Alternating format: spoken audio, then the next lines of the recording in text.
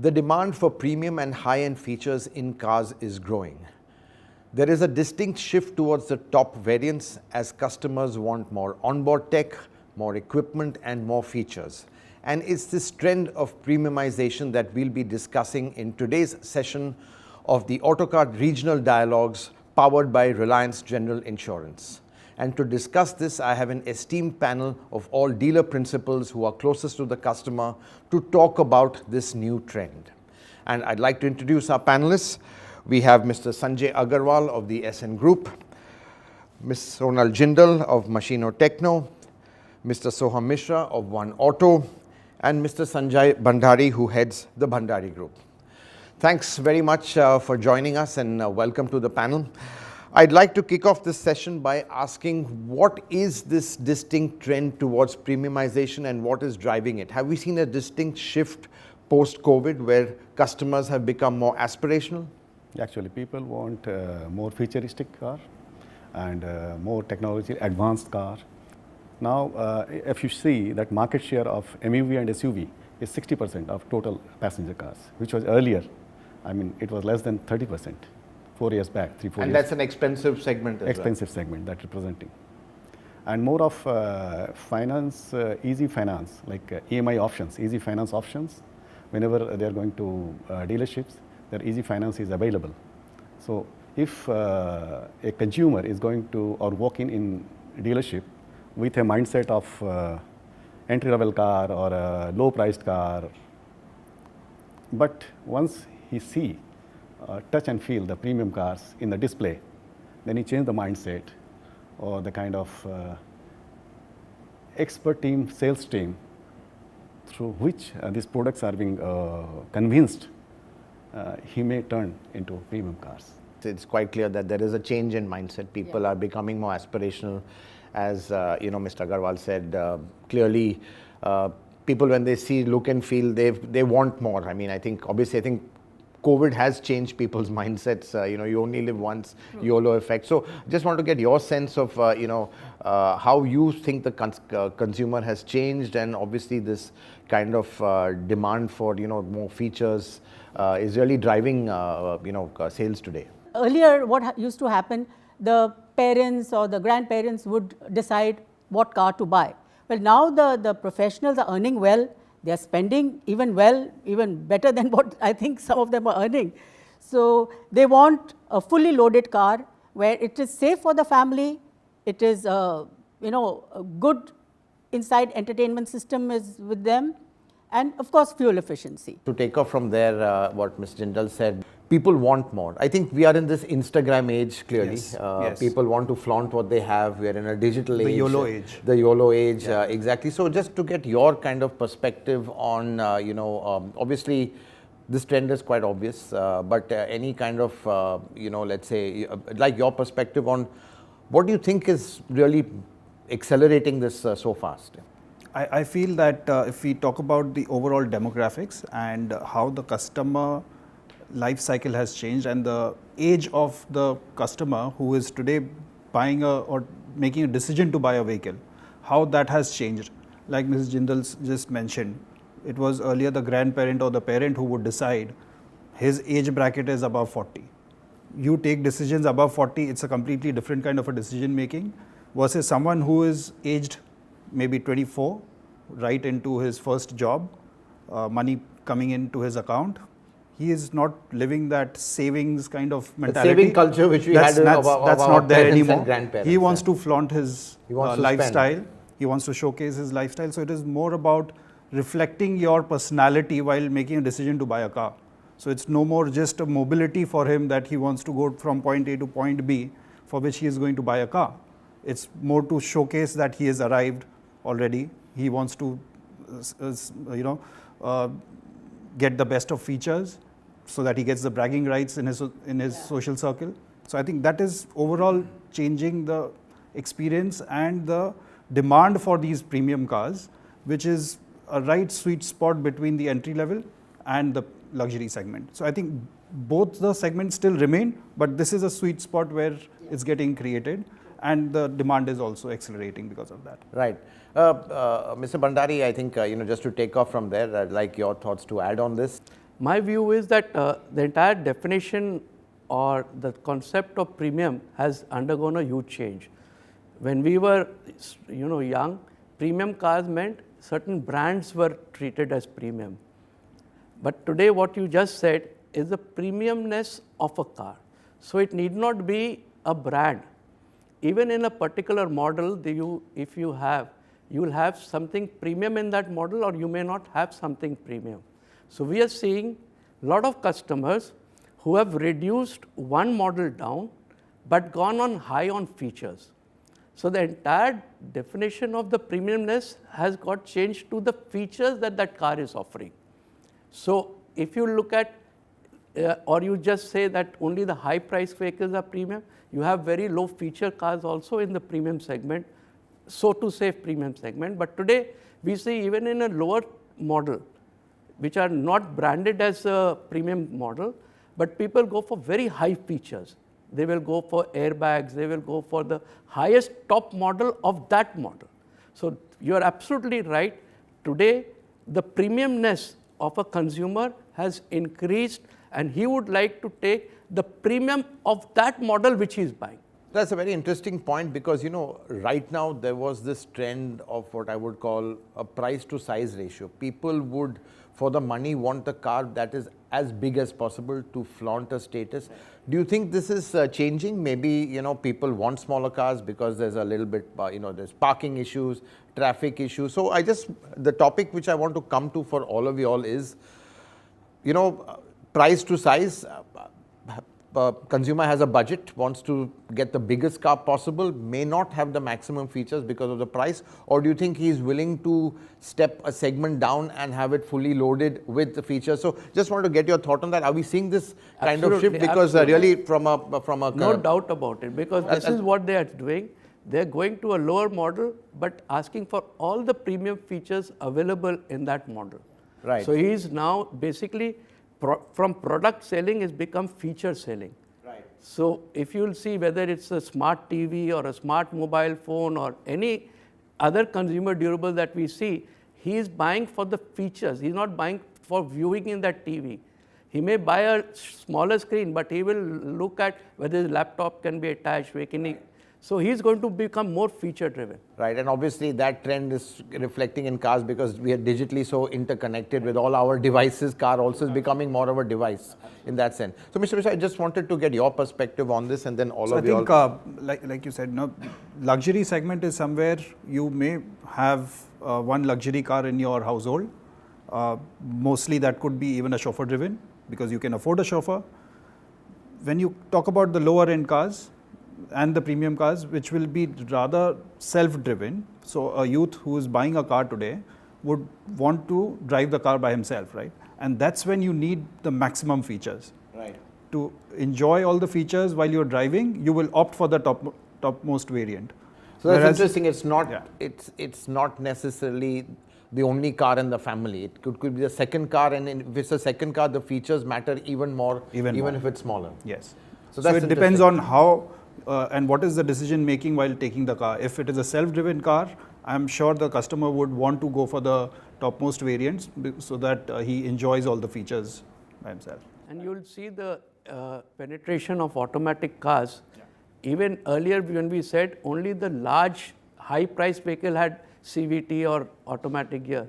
But today even very low price cars are also coming with automatic. So that's the feature which is required. That's the premium that the consumer is wanting. Exactly, and automatics are quite expensive also, because a lot of them are still imported. Only you have the AMTs which are local. So, Mr. Agarwal, just again for you to add to this, interesting points made that even a small car, people want the maximum features, but as Mr. Misra said, sometimes it could be the second car.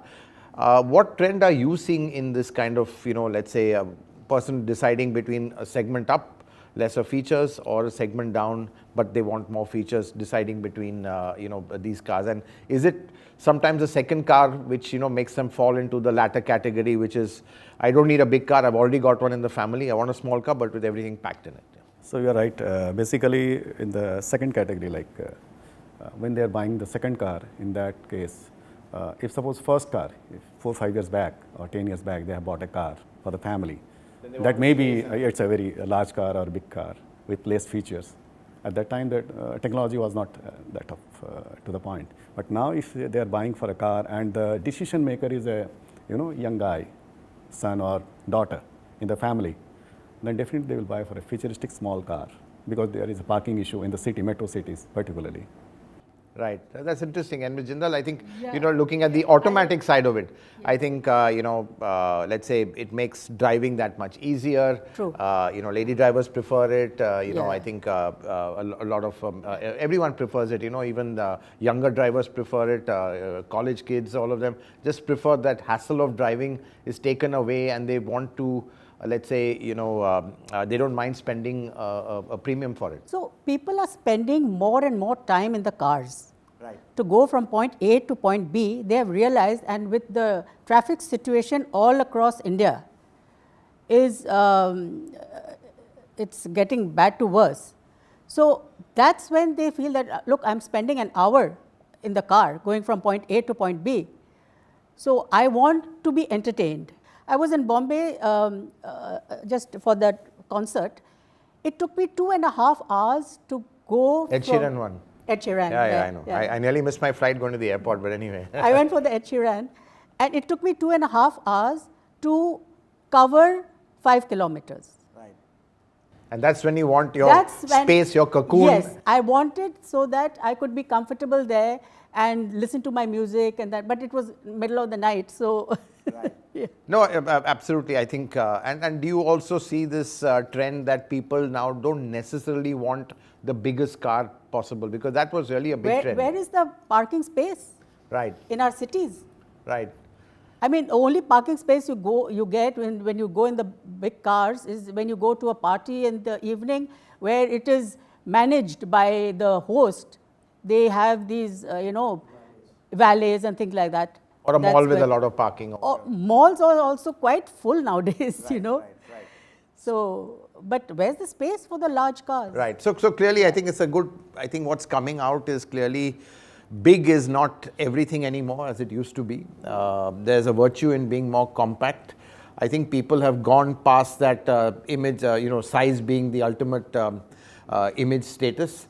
And clearly they want more features. So I think an interesting trend, it's actually aligning with is what is happening in more mature markets as we also get more mature. So what I want to turn to now is, Mr. Bhandari, starting with you, is the OEM.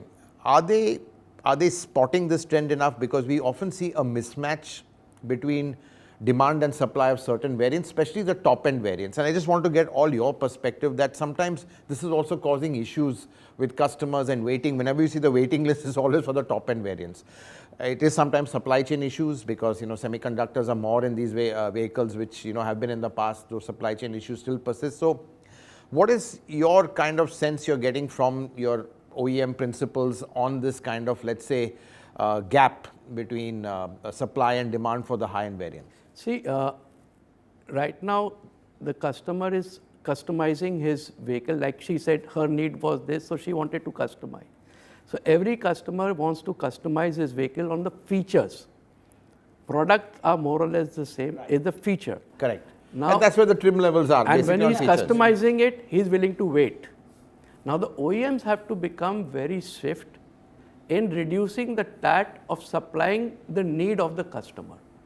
So the OEMs right now are responsive, are getting this message that customers are willing to wait to a certain point for the features that they needed, because car buying is no more just a value for, ostensible value to show that I'm a car owner. It's become now a need based. So what was a wow factor has become hygiene right now. So car is no more a thing like a refrigerator was earlier luxury item, but today I don't think even a Jhopadpatti has a refrigerator. So it's a need item. Yeah. So cars have become need item. They want the features that they want in that car, and they're willing to wait, but they're not willing to wait endlessly. So system process by the OEM to meet this requirement has to get developed much faster now. Right. Mr. Misra, again, getting onto this top-end variants, people are willing to wait. How much are they willing to wait? One says that the waiting list has become the new discount. Forget about discount. I want to reduce the waiting list as much as possible. That's really the aim. Looks like customers are also now used to waiting for maybe even up to 6 months. They're fine with that. But do you also feel that, that gap has to come down for certain variants? I mean, we've seen with, let's say, for Toyota, for example, on the high cross, it's crazy waiting list. Yes. Certain specific variants that they are, we don't know why they can't be addressed, but that causes a lot of customer anxiety and even dissatisfaction. So these are issues, clearly, whilst we've seen the trend, everyone wants the top end. Just to understand what more can the OEM also do? I think India is a large country with a huge diversity in terms of demography and the cultures. I believe overall, if I take India perspective, yes, we are seeing this demand coming in for premium vehicles, and the OEM understands that yes, feature-packed cars is becoming hygiene now, right? Earlier, even an air conditioning was considered to be a luxury in a car. Absolutely. Yeah. Today, air conditioning is a must in every car. Correct. I don't think there's any car which doesn't have it. Now as a standard product in the base version. Absolutely. Right. And in fact, now government is asking to include that even in the commercial vehicles, trucks even. Yes. Right. So that's because it's becoming the need rather than luxury. So more or less, if I see OEMs are following this guideline, prima facie, but they have to be a little more regional centric. Okay. India being India, diversity being there, I believe they have to look at cultures. There are some pockets where they might want certain features. The customer base is such that they would look at certain features. So maybe the demand has to be catered accordingly.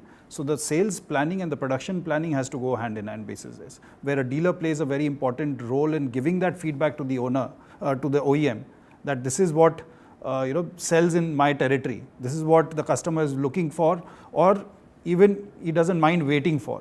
Right. So if that can be properly matched with the OEM, I think it's a win-win situation for both. That's an interesting point. Mr. Misra said that it's sometimes very regional specific, certain kind of features and needs like that. Ms. Jindal, I wanted to get your sense. Sometimes it's difficult for OEMs to kind of manage this side of wide diversity of demand requirements, because in the end it's on an assembly line. They have to produce in certain batches in certain schedules. Do you see it improving, this kind of let's say the OEMs reacting much faster, and do you see any regional trends also emerging as far as premium features goes? Yeah. Definitely, what Soham has said is absolutely correct.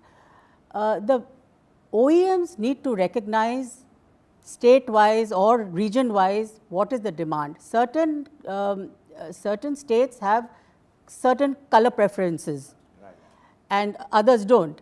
And so to recognize that is, I'll give you an example. We had a particular order for a Ciaz car, a black color.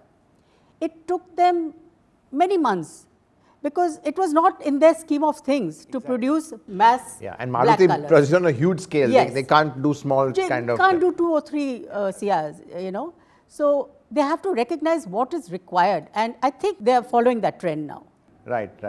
And I think these are very interesting points, especially on color. I think that's very, very regional. I think other features is generally uniform. I mean, everyone wants more features, infotainment, but color can be regional. Certain alloy wheels could be. Colors can either make or break a sale. A sale, yes. If I need to have that particular variant model color at that point to sell. I mean, otherwise your sale is gone. Right. That's interesting. Mr. Agarwal, I think I'm agreeing on both the color points. seems to turning out as a very crucial. It's a big factor. Big factor, and really not easy sometimes for the OEM to manage and forecast. But they need to be a little bit more flexible. So, in this. sir, what I've seen. Yeah. Car features, what the model and everything is decided by the man or whoever is the decider of the family, but the color is always decided by the woman. Right. So she comes, he is decided everything. She comes into the showroom and then she has to pick the color, and then she doesn't give a second option. Right. I just want that particular color. Which is not there. Exactly. In that variant. In that variant. Always happens. Yeah. So on that point, I'm agreeing with Mr. Soham as well as Mrs. Jindal, that sales planning and production, according to regional demand, or a dealer can give best feedback over demand in his particular territory. what are the preferences or choices, colors or features kind of thing.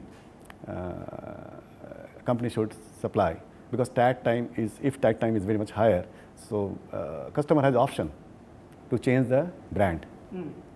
Nowadays it's not stick to like, so I'm stick to this brand only. Mahindra. Brand loyalty is not there, especially with the younger I generation. think with humans, brand loyalty is not there, because it's what I want. Right. It's not what you are offering me is fine, but I want a particular thing, which if you cannot give me, I'll go to another OEM. Any brand which gives that feature which I need, Yeah. there can be a shift, because earlier the people bought on the brand. Right. Now they're buying on the features. features. So now Amazing. features have become more dominant, and all our advertisements, if you see, all the ads that we take, we say sunroof, we say this, we say infotainment, we are only advertising feature. We are never advertising the engine or the gearbox or this thing. So it's feature selling right now and feature buying by the consumer. And so I think it's a lot also, earlier there was limited choice. Right. Today the competition is huge across all the OEMs. They all want to be in that right time at the right place. Right. But I think what's really interesting and fascinating that's come out is that today customers are willing to forego even a brand if another brand has more Yes. premium features. So they become very brand agnostic, and it's driven a lot by features, which really I think makes it very critical for OEMs to address this kind of, let's say, that is requirement. in some segment of the Yeah. market. There are Like some very MPVs, small segment yeah. which will go only for brand. Like MPVs, Innova is Innova, or an Ertiga So buyer. somebody you is know, across, so I'm willing to wait. That's right, yeah. Out of Fortuner, everyone will get a Fortuner. I understand But that. this segment is increasing, where they can shift brand, and the earlier who were very brand conscious, only I'll go for this brand, this thing, is now diminishing. Right. So anyway, we've got a little, I mean, we've run out of time, we've been talking a lot, but I just want to end very quickly with, one kind of a thought from all of y'all, and just to throw it at y'all. Premium features, what do you think is really the one thing that everyone wants? I mean, I'm throwing some at you. One is, of course, an infotainment thing, but let's talk about the sunroof, for example. It's inexplicable, but everyone wants that, even in the lower, smaller cars. Today, we'd never think we'd be seeing hatchbacks with sunroof. So I just wanted to get your sense, are there any features that are surprising you, that, there's a strong demand for this? And, what are the trends in specific premium features that we are seeing in cars? Yeah. So, like we said, that feature selling, so accessories have become a very important part of this business. Right. So innovative, disruptive, transforming accessories have to come in the market by the OEM. Right. There are certain things, whether it's a sunroof or an AC, you have to bring it and the need will arise. You have to be highly innovative to come out with new accessory, new premiumness, because the definition of premiumness is going to change every day. Good point Mr. Bhandari has raised, Mr. Misra. Accessories, it adds that little level of personalization, which has become so important right now. Again, as I said, it's this Instagram age where you want to flaunt, as much of your personality as possible through a car, and the accessories in that is sense. a critical factor, yeah. So I think I will add on to that with a different side to it. Accessories is more hardware related, I would say. There are things when you call premium, which could be hardware. But I would say that even today, a software and connected mobility, right? So that is something which is also a feature which is premium. I think most of the OEMs have understood that. They understand that every customer today will have a mobile phone, a smartphone, right? Smartphone has to be connected to the car. Very simple. AI coming in, I'm sure it's going to be more disruptive.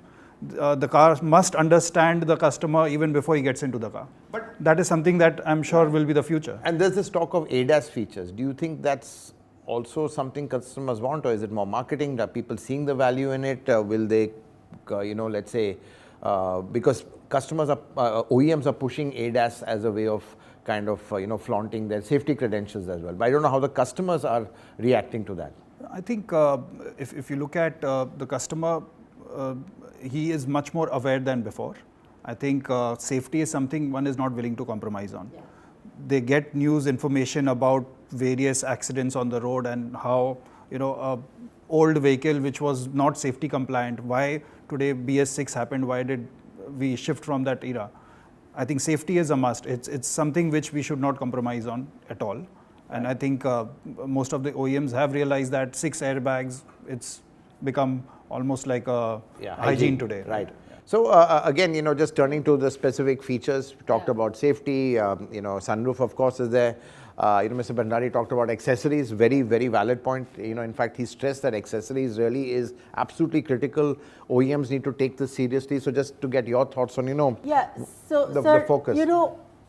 Sunroof is an accessory, right? But how much do we use it in India? That's true, but customers still want it. Customers do want it, and now earlier what the children used to put the head up, Right. and that's also been stopped. Right. That's been Naturally, banned now. yeah. So I don't understand the need for a sunroof in India. It just Of makes the course, car look roomier. Roomier and That's a the little bit more only, premium. that's the only I factor have to never it, yeah. used my sunroof as yet. Right, but you have a sunroof. Yeah, but it came with the car. Right, got it. Yeah. It came with the. Right. So And as any far other as- features you as- feel? As far as accessories are concerned, like Sanjay ji said, the top end variant comes fully loaded with all the accessories, all the features, software, hardware, everything is done. So to sell accessories is become a bit difficult now. Right.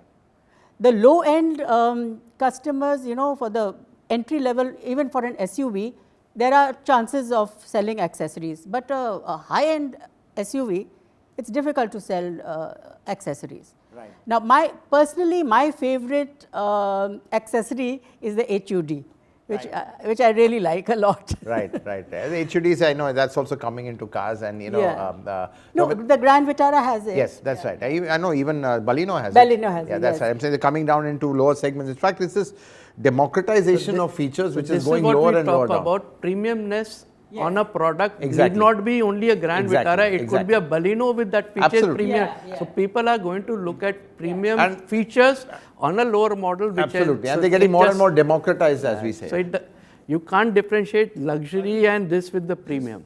These features itself is pushing the demand for cars overall. Right. This That's is interesting. another way of looking at it. Like you said, democratization. So today, if I was possibly aiming or aspiring for a luxury car, but I cannot afford We're it, getting the luxury I'm features in a Yeah, lower yeah. car. in a lower car. That's pushing the Interesting. demand. And Mr. Agarwal, I'd like you to have the last word on this. We're running out of time completely. So accessories, Ms. Jindal said that accessories are a challenge to sell. Mr. Bhandari said that, accessories are, let's say, very critical in terms of sometimes, let's say, facilitating the sale. So I'm just fully agreed with Soham, like not hardware, software. Right. The software expertise is day by day, the customer expectation is much higher regarding this. And moreover, even a small car, people are looking for ADAS and sunroof, both. Small car, people are looking for ADAS and sunroof. That's a very, very interesting trend. Right. They're looking for it. And they're willing to pay for it? Yeah, they're willing to pay for it. Right, that's very interesting. I think that's some very interesting trends that have come out of a very fascinating discussion with all our panelists. Clearly, customers have changed, they've evolved, they want the best, they're willing to pay for it. Size is no longer as important as it was. The best hardware, the best software, fantastic accessories, a car that makes them stand out, their personality stand out, whilst keeping them and their family safe. That seems to be the new trend going forward. Gentlemen and lady, thank you very much for joining us. It's been a really fascinating discussion, and thank you all. Thank you. Thank you very much.